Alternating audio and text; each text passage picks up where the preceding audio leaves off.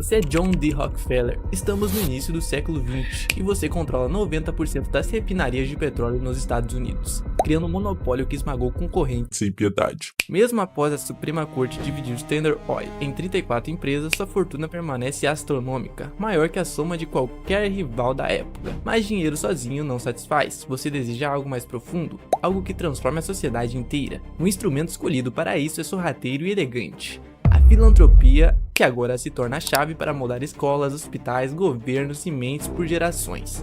É assim que a Matrix Rockefeller começa a se formar.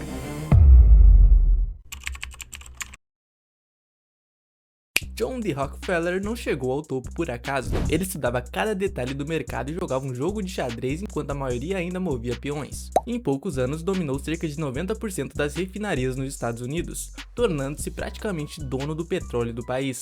A ambição de Rockefeller ia muito além de acumular riqueza. Ele queria moldar a própria sociedade ao seu redor. Mesmo após a quebra de Standard Oil, onde a Suprema Corte dividiu ela em 34 empresas, sua fortuna continuava astronômica, quase inimaginável para os padrões da época. Ele reinvestia cada centavo em expansão e controle, transformando crises em oportunidades.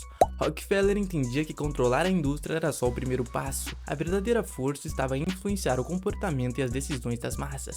E enquanto muitos os viam como barão cruel, ele já começava a preparar o terreno para uma mudança de imagem que ninguém imaginava. Era como se estivesse construindo não apenas um império, mas também uma narrativa, uma forma de poder que atravessaria gerações. Mal sabiam as pessoas que, por trás da riqueza e das refinarias, existia um plano muito maior.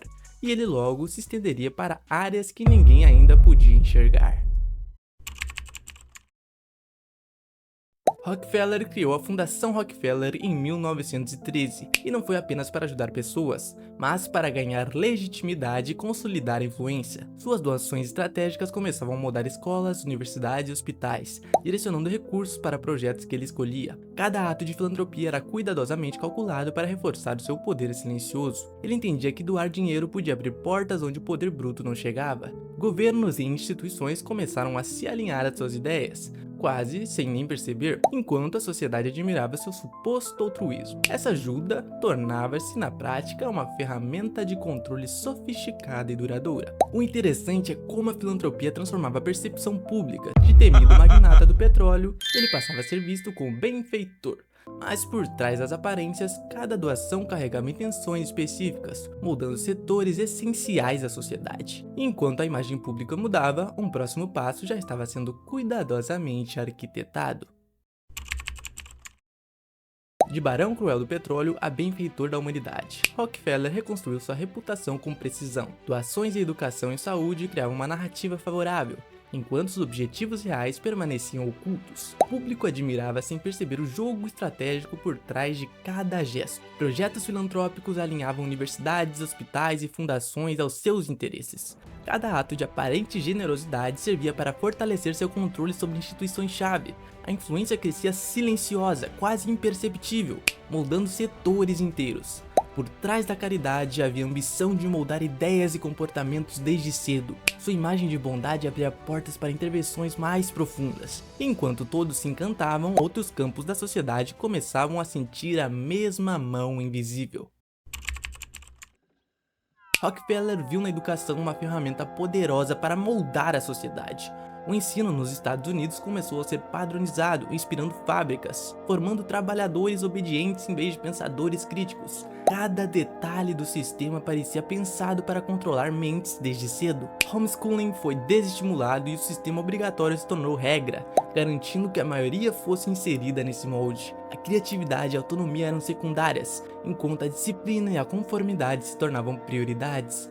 Essa padronização não era apenas sobre aprender conteúdos, mas sobre formar engrenagens humanas para a sociedade que ele imaginava. Cada geração que crescia dentro de um sistema cuidadosamente planejado. E enquanto a próxima geração aprendia, outra esfera da sociedade começava a sentir a mesma mão invisível.